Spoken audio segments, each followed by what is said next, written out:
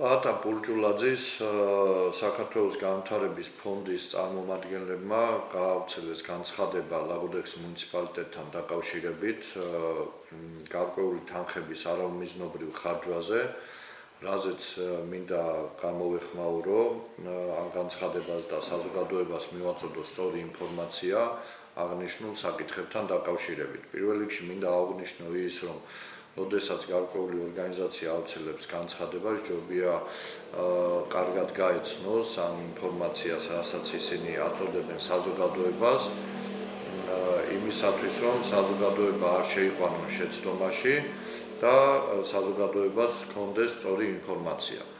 ეხლა რაც შეეხება მათ მიერ გავრცელებულ განცხადებას, აქ იყო საუბარი 15,000 ლარის ღირებულების მასიური ქვის განთავსებაზე ლაგოდეხის ცენტრში არსებულ სკვერში.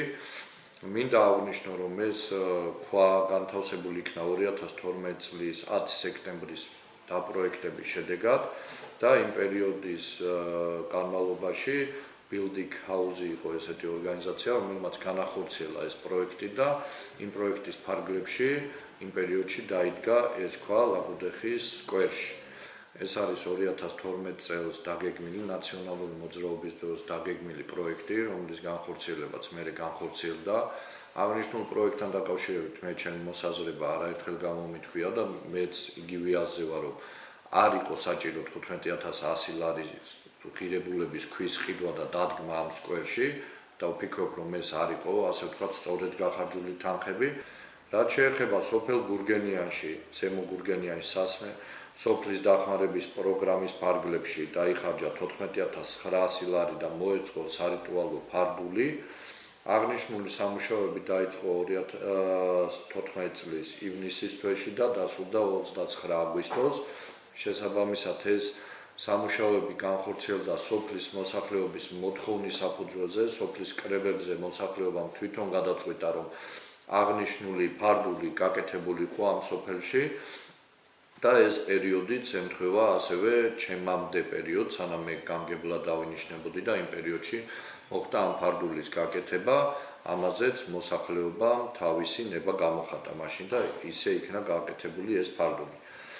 რაც შეეხება შტატგარეშეები მოიხსენიეს აგრეთვე განცხადებაში, რომ 2014 წელს საკმაოდ ბევრი შტატგარეშე ადამიანი მუშაობდა ლაგოდეხის მუნიციპალიტეტის გამგეობაში. მინდა აღვნიშნო, რომ თვითმმართველობის კოდექსში შევიდა ცვლილება, რის საფუძველზეც გაუქმებული იქნა რწმუნებულის აპარატი და შესაბამისად ის თანამშრომლები, რომლებიც ადგილზე მუშაობდნენ, ჩვენ კანონმდებლობიდან გამომდინარე გადავიყვანეთ შტატგარეშე თანამშრომლებად.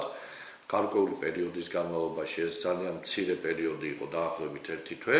და შემდგომ როგორც კოდექსი ითვალისწინებდა, ეს ამ ადამიანებზე, იმ კონკრეტულ თანამდებობებზე სოფლებში გამოცხადდა კონკურსები და კონკურსის წესით იქნა არჩეული ადამიანები უკვე მოქმედ თანამდებობებზე და დღეს მდგომარეობით მუნიციპალიტეტში 9 შტატგარეშე, ასე ვთქვათ, თანამდებობა გვაქვს, სადაც მუშაობენ ადამიანები. ასე რომ ჯობია იგივე ნებისმიერი ორგანიზაცია, ვინც გააკეთებს ამ განცხადებებს, გაერკვენ იმაში თუ რა პერიოდში, რა ვადაში იყო ეს თუ ის პროექტი განხორციელებული და ესეც აღნიშნონ, რათა საზოგადოება არ შეიყვანოს შეცდომაში და საზოგადოებას სხვანაირი წარმოდგენა არ შეექმნას ამა თუ იმ პროექტზე.